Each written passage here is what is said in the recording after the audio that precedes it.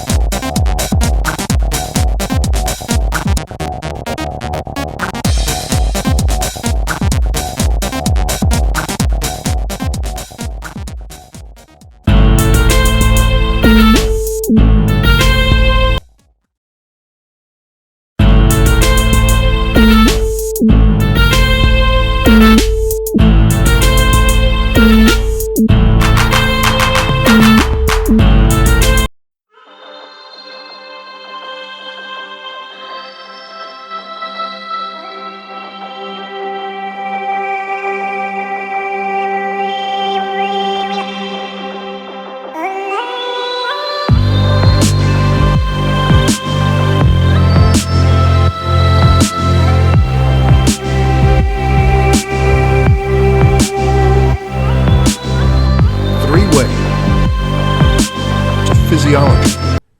Many of us think that emotions come from our psychology. Very often, though, they can also come from our physiology. That is to say that our emotions are dictated by the things that are going on in our bodies. For instance, if you are in a bad mood, then it could be because you're low on blood sugar. Our bodies use high blood sugar as a signal to create feel-good hormones. When it drops, we produce cortisol, which makes us anxious and hangry. You might be tired, too, or perhaps your emotions could be getting in the way. Either way, you need to consider the role of your physiology as well as the role of your mind. 2. Control your thoughts. That said, controlling your thoughts is also important. Techniques used in CBT, cognitive behavioral therapy, teach us to challenge negative thoughts and to even test our unhelpful beliefs. This means first identifying the things we think and the things that are causing our bad state of mind, and then asking whether those thoughts are true or useful. 3. Meditate. There are countless good reasons to meditate. One of the most important, though, is that meditation can improve your emotional control, your focus, and your discipline. This is literally a process that involves focusing your mind and avoiding distracting thoughts. And if you can do that, then you can avoid distracting emotions as well.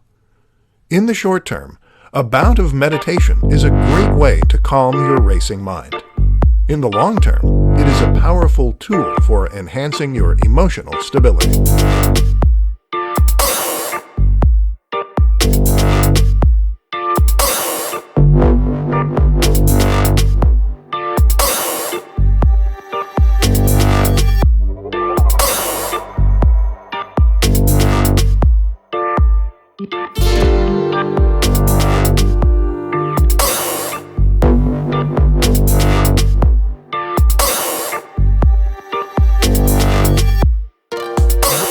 Part of a generation which likes living each day on its own terms.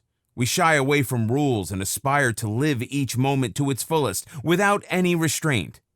While this might not sound too bad, have you ever wondered why you didn't get into the college that you wanted or get that job you coveted the most? Have you ever thought why you find it difficult to sustain your relationships? Have you always been puzzled as to why your results are never commensurate to the amount of effort that you put in? The answer to these questions could be the lack of discipline. In this video, good thing.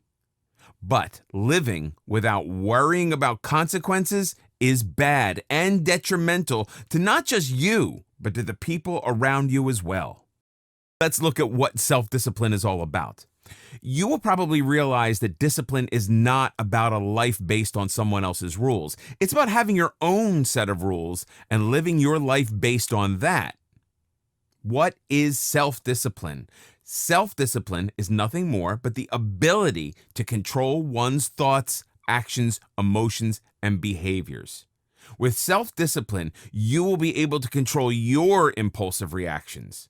By exercising self-discipline, you are consciously letting go of the need to be immediately gratified or upset by your surroundings. It is a conscious effort to hold back your emotions and not react immediately. In other words, self-discipline is all about being in control of your life and reaping the maximum benefits from it. A more effective manner of reaping the maximum benefits from all your undertakings.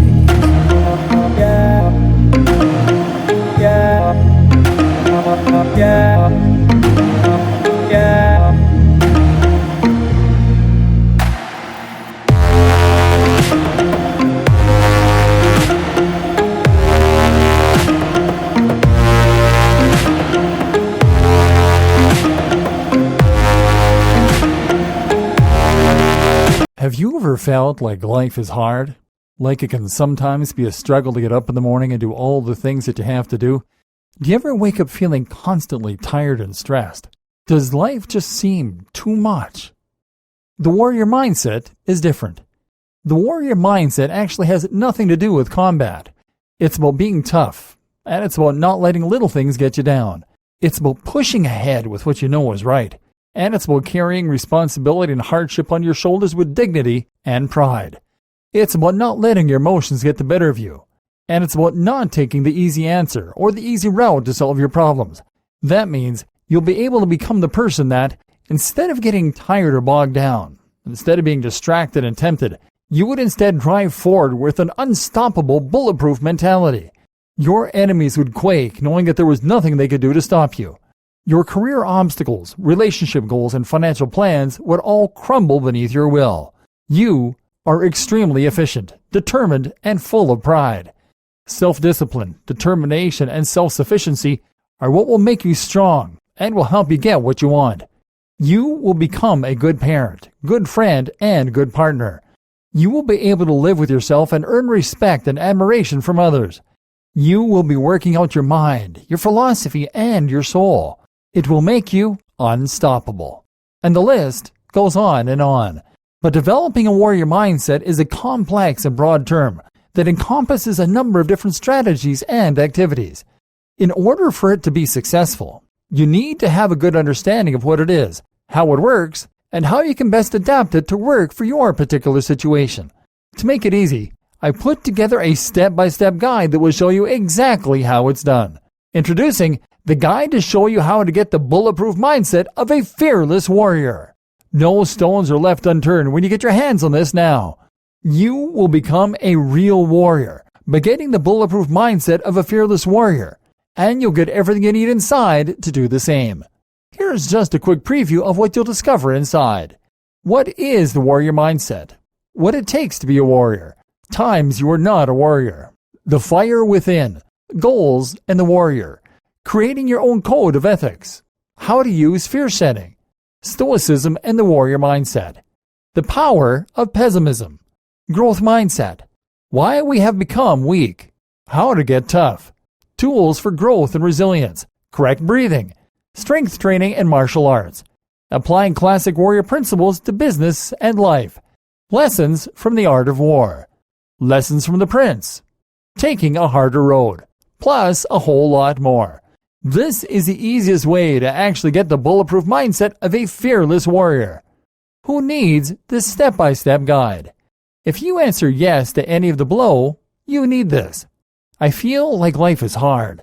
I feel like it can sometimes be a struggle to get up in the morning and do all the things that I have to do. I wake up feeling constantly tired and stressed. To me, life just seems too much. I don't do things with dignity, grace, nor bravery. Little things get me down. I don't push ahead with what I know is right. I don't carry responsibility and hardship on my shoulders with dignity and pride.